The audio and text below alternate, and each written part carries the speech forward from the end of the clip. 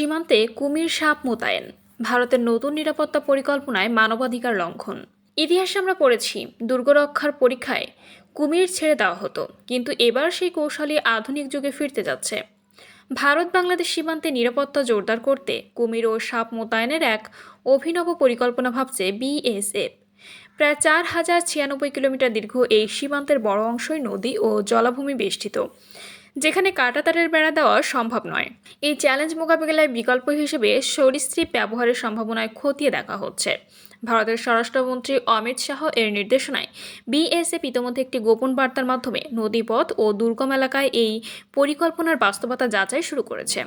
বিশেষজ্ঞদের মতে সীমান্তে জনবল সংকট এবং অবকাঠামোগত সীমাবদ্ধতা এই ধরনের অপ্রচলিত চিন্তার পেছনে বড় কারণ। বর্তমানে প্রায় 6200 কিলোমিটার সীমান্ত পাহারায় 2.65 লাখ সদস্য কাজ করছেন।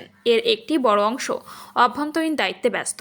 তার উপর উল্লেখযোগ্য সংখ্যক সদস্য বয়স ও শারীরিক সীমাবদ্ধতায় পুরোপুরি সক্রিয় নন। এই পরিস্থিতিতে প্রকৃতিকে প্রাকৃতিক নিরাপত্তা ব্যবস্থা হিসেবে ব্যবহারের চিন্তা করছে ভারত। এদিকে এই পরিকল্পনার সঙ্গে কিছুটা মিল রয়েছে ডোনাল্ড ট্রাম্পের অতীতের একটি প্রস্তাবের, যেখানে তিনি সীমান্তে কুমির ব্যবহারের ধারণা দিয়েছিলেন, যদিও পরে সেটিকে কৌতুক বলে উল্লেখ করেন। তবে ভারত বিষয়টিকে গুরুত্বের সঙ্গে বিবেচনা করছে, বিশেষ করে সেই 175 কিলোমিটার সীমান্ত এলাকা যেখানে কোনোভাবেই বেড়া দেওয়া সম্ভব নয়। এখন প্রশ্ন, এই অদ্ভুত কিন্তু কৌশলগত পরিকল্পনা কি সত্যি কার্যকর হবে?